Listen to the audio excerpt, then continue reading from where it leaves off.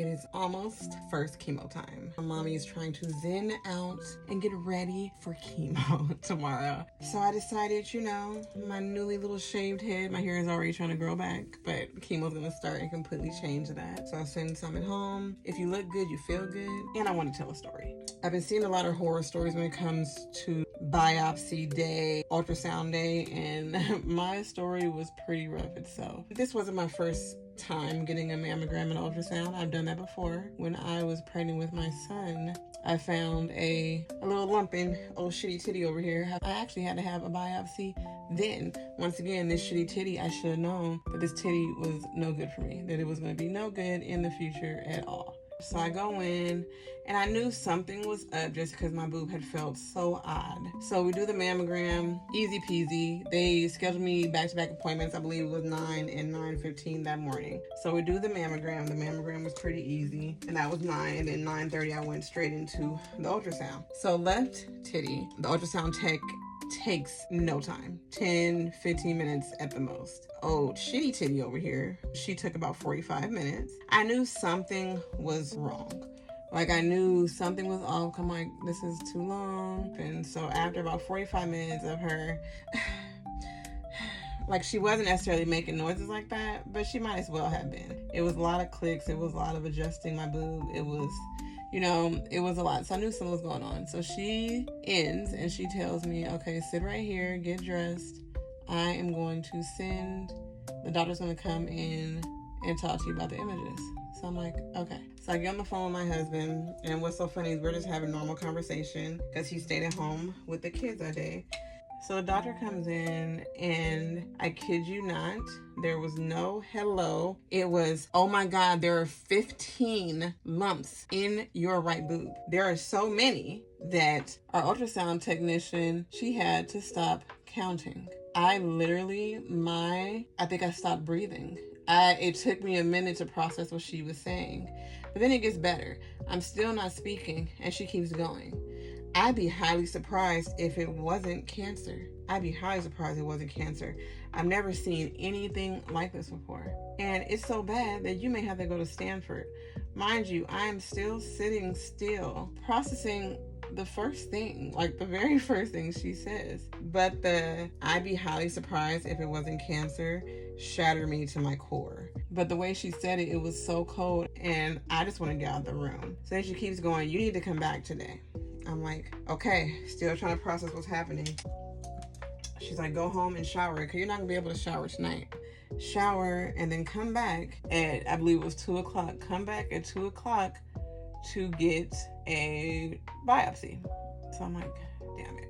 So I'm panicked, and I'm trying my hardest not to cry in front of this lady because I don't know her. I don't want to cry in front of her. So I call my husband back, and he's ready to continue the prior conversation we were having. But he hears it in my voice, and he's like, what's wrong? And I basically, in full-blown tears, tell him my husband like break, and it broke me because I just knew like it was too much. It wasn't what he was expecting, and I'm like, you know, it's a lot. And I can hear him, and he's being strong, and he's like, call your mom. And I'm like, okay. So I call mom, and I knew he was calling his mom. So then I call my mom, and my sister's on the phone, and it's just a wreck. I'm crying, my sister's crying, my mom's telling me to calm down. She's like, I'm on my way.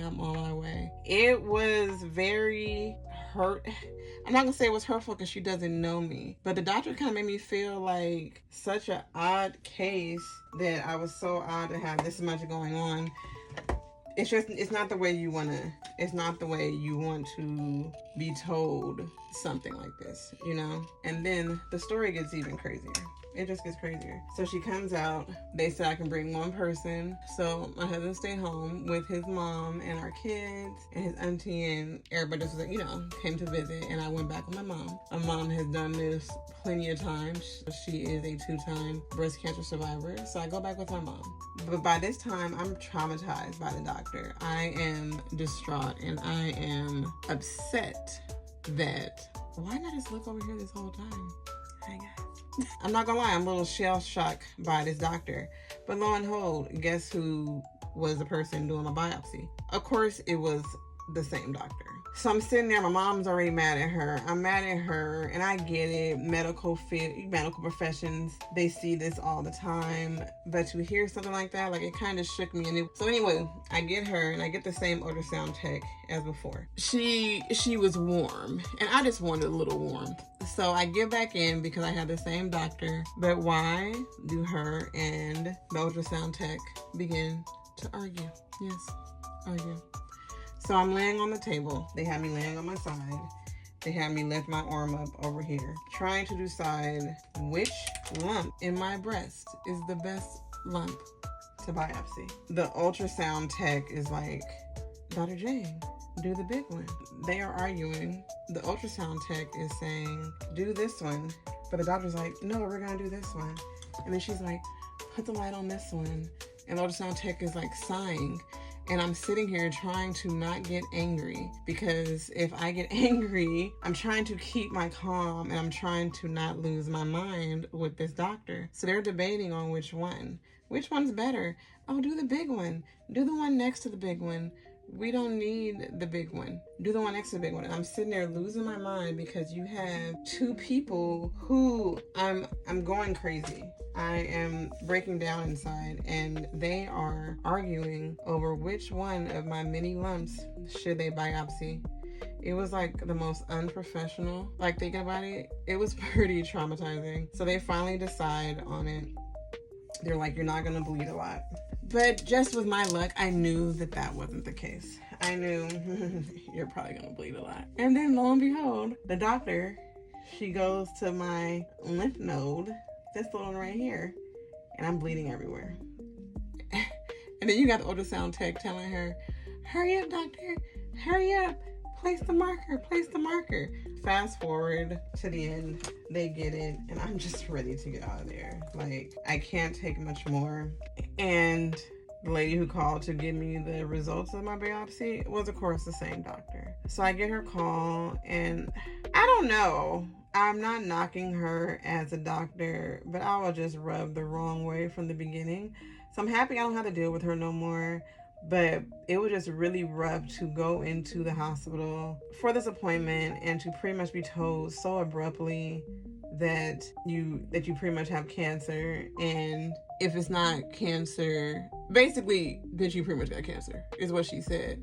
And now, being in this space and seeing this world more, I'm seeing that this is unfortunately a common thing. Just being insensitive. And I don't know the protocol for the medical world. I don't know what the standards are, but God, we gotta have a little bit more tact, you know? Thankfully, I have a good support system, and thankfully I immediately was able to, get in a good mindset and talk to people that ground me, but people who don't have that. And it was not the way to start this thing. It was not the way to start this thing. When I got the call, I told myself this can go either way, and at least you're gonna be okay. Either way, so I thank that doctor for giving me a little backbone. Okay? Just keep talking, keep being you, accept the bad days. Okay? Accept the bad days, because they're gonna come. I like this. My eyebrows look horrible.